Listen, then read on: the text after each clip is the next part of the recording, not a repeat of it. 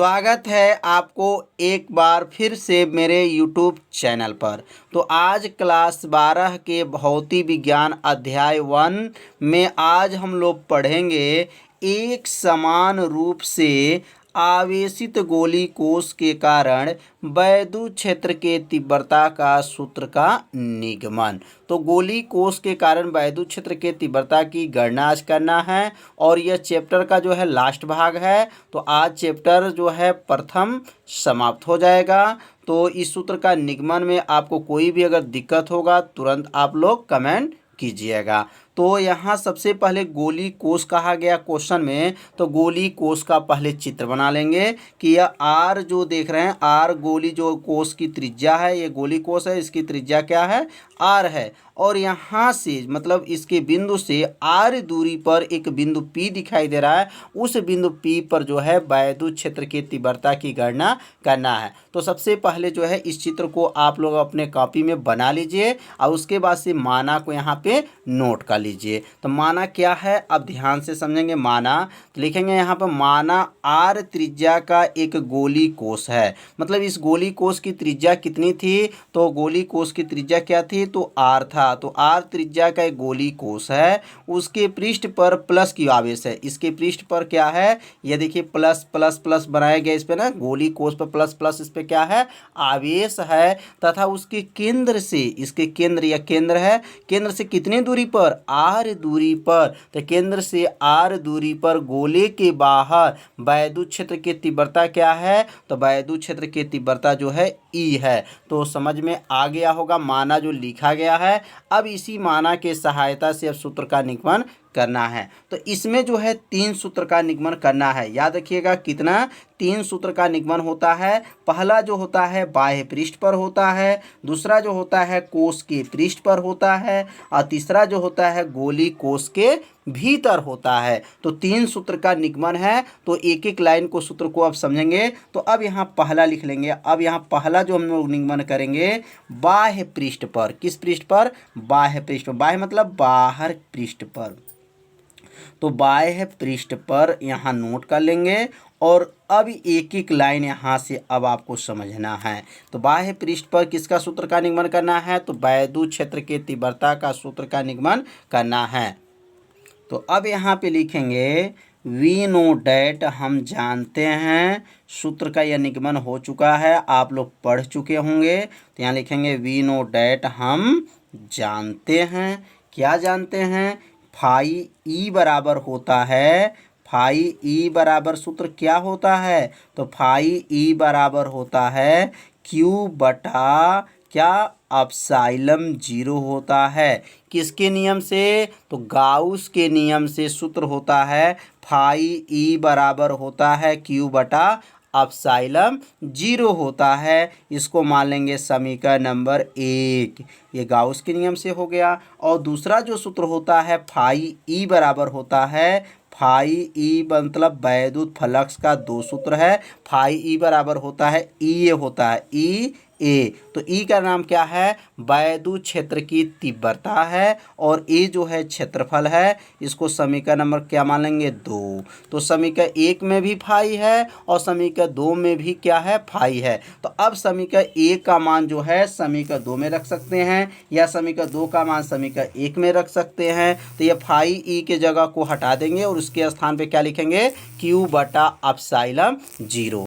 तो अब यहाँ नीचे नोट कर लेंगे कि समीकरण 1 का मान समीकरण 2 में रखने पर।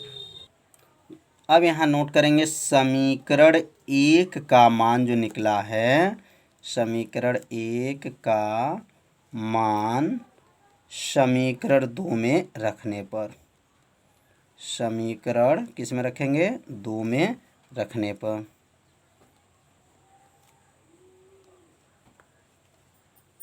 तो अब समीकरण 1 का जो मान निकला वो समीकरण किस में रख देंगे, 2 में रख लेंगे। तो समीकरण 2 क्या था, तो समीकरण 2 हमारा क्या था, फाई ई बराबर, हम लोग पढ़े हैं समीकरण 2 क्या था, ई ए था। अब यहाँ फाई को हटा देंगे और इसके स्थान पे क्या लिखेंगे, क्यू बटा एप्सिलॉन 0। फाई की जगह पे हो गया बराबर हो गया, यहाँ लिखेंगे ई ए हो गया। तो समझ में आ रहा होगा आप लोग को ये सूत्र का निगमन। अब यहाँ से गुणा कर लेंगे, इसमें जब गुणा करेंगे तो क्या हो जाएगा, यहाँ पर ई ए का गुणा किस में होगा, एप्सिलॉन 0 में होगा। तो ई ए एप्सिलॉन 0 बराबर क्या हो जाएगा, क्यू हो जाएगा। अब यहाँ किसको रोक लेंगे, ई को रोक लेंगे। तो ई बराबर क्या होगा, तो क्यू बटा, अब यहाँ पे ई को जब रोक लेंगे तो कौन नीचे चला जाएगा, तो ए जो है नीचे चला जाएगा और एप्सिलॉन 0 भी नीचे चला जाएगा। तो ए एप्सिलॉन 0 नीचे चला गया। अब ए का सूत्र क्या होता है, मतलब ए का नाम है क्षेत्रफल, गोले का क्षेत्रफल। तो गोले का संपूर्ण क्षेत्रफल का सूत्र होता है 4 पाई आर स्क्वायर। क्योंकि ये बाहर है तो बाहर के लिए पूरा दूरी आर लेंगे, तो इसलिए यहाँ क्या लिखेंगे, यहाँ पर एक जगह पे 4 पाई आर स्क्वायर हो जाएगा। ये किसका मान है, तो क्षेत्रफल का मान है। और यहाँ बॉक्स में इस सूत्र को नोट कर लेंगे, 4 पाई क्या होता है, आर स्क्वायर होता है। तो अब यहाँ पे अगला लाइन बनेगा, ई बराबर हो जाएगा, और यहाँ जो है क्यू बटा हो जाएगा, और ए को हटा देंगे और उसके स्थान पर क्या लिखेंगे, तो 4 लिखेंगे, पाई लिखेंगे और आर स्क्वायर लिखेंगे, और ये क्या है, एप्सिलॉन 0 है। तो सूत्र का निगमन आप लोग को समझ में आ रहा होगा। नहीं समझ में आ रहा होगा तो ज़रूर आप लोग कमेंट कीजिएगा। अब यहाँ पे क्या लिख सकते हैं, तो अब यहाँ ई बराबर लिख सकते हैं। तो यहाँ क्यू के सामने यहाँ ऊपर एक छिपा हुआ है, तो इसको लिख सकते हैं 1 बटा 4 पाई एप्सिलॉन 0, और ये हो जाएगा क्यू बटा क्या हो जाएगा, आर स्क्वायर हो जाएगा। मतलब यहाँ एक है 4 पाई एप्सिलॉन 1 पास कर लिए, क्यू बटा आर स्क्वायर को 1 पास कर लिए। तो यह जो सूत्र बना वैद्युत क्षेत्र की तीव्रता का सूत्र किसके लिए बना है, गोली कोश के लिए बना है, और वो भी बाह्य बिंदु पर। किस पर, बाह्य बिंदु पर वैद्युत क्षेत्र की तीव्रता क्या आ गया, 1 बटा 4 पाई एप्सिलॉन 0 क्यू बटा क्या होता है, आर स्क्वायर होता है। और एक सूत्र आप लोग और पढ़ चुके हैं कि सिग्मा का सूत्र क्या होता है। सिग्मा का नाम क्या है, आवेश पृष्ठ घनत्व होता है। तो सिग्मा बराबर होता है क्यू बटा ए होता है। और यहाँ जब गुणा कर लेंगे तो क्यू में जब ए का गुणा करेंगे तो क्या बनेगा, यहाँ पर सिग्मा में ए का जब गुणा होगा तो क्यू बराबर होगा, क्यू बराबर सिग्मा ए हो जाएगा। तो यह जो है सिग्मा ए अब किसके स्थान पे रख सकते हैं, ए के स्थान पर रख सकते हैं। और ए का नाम क्या है, तो ए का नाम क्षेत्रफल है। तो यह आवेश किस गोले पर है, तो यह जो छोटा जो गोला बना था उसका त्रिज्या बड़ा आर था, तो इसलिए यहाँ क्षेत्रफल को भी बदलना पड़ेगा। तो अब यहाँ लिख लेंगे क्यू बराबर होगा सिग्मा, और क्षेत्रफल का होता है 4 पाई आर स्क्वायर। तो ये आर बड़ा वाला आर का प्रयोग कीजिएगा। क्यों करेंगे, क्योंकि आवेश जो है आपका बड़े जो त्रिज्या आर माने आर जो है त्रिज्या वाले जो गोली कोश पर ही आवेश है, इसलिए यहाँ पर त्रिज्या के जगह पे क्या प्रयोग करेंगे, बड़ा आर का प्रयोग करेंगे। तो इसका मतलब क्यू का मान कितना आ गया, सिग्मा 4 पाई आर स्क्वायर आ गया। तो अब यह मान को यहाँ पर क्यू के स्थान पे रख लेंगे। तो अब क्या सूत्र बन जाएगा, तो ई बराबर बनेगा 1 बटा 4 पाई एप्सिलॉन 0, और क्यू को हटा देंगे और उसके स्थान पर यह मान को रख लेंगे।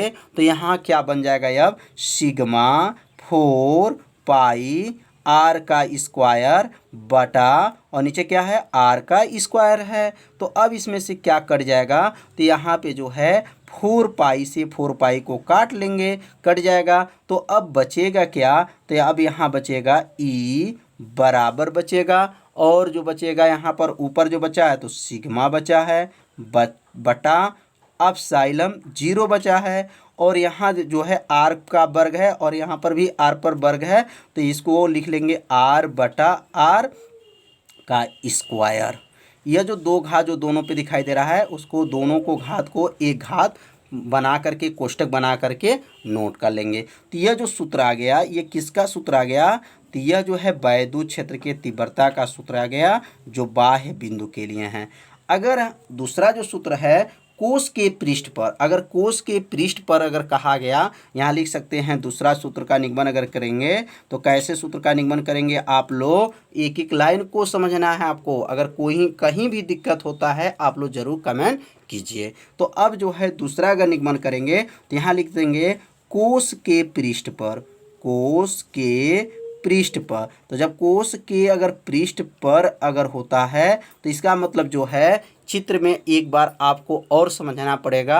तो अब ये जो चित्र देख रहे हैं कोश के पृष्ठ पर, मतलब यह जो त्रिज्या जो यहाँ तक जो दूरी था, अब यह दूरी जो है अब यहाँ पे आ गया। अब यहाँ पे जब आ गया तो कितने के बराबर हो गया, इसका मतलब r जो है r के क्या हो गया, बराबर हो गया। क्योंकि पहले यह बाहर था, अब बाहर से किस पे आ गया, तो पृष्ठ पर आ गया, कोश के पृष्ठ, ये कोश है तो कोश के पृष्ठ पर जब आ गया तो यह इसका मतलब r और r आपस में अब क्या हो जाएंगे, तब बराबर हो जाएंगे। तो अब यहाँ पे लिख लेंगे कोश के पृष्ठ पर अगर लिखना है तो यहाँ लिखेंगे r बराबर r हो जाएगा।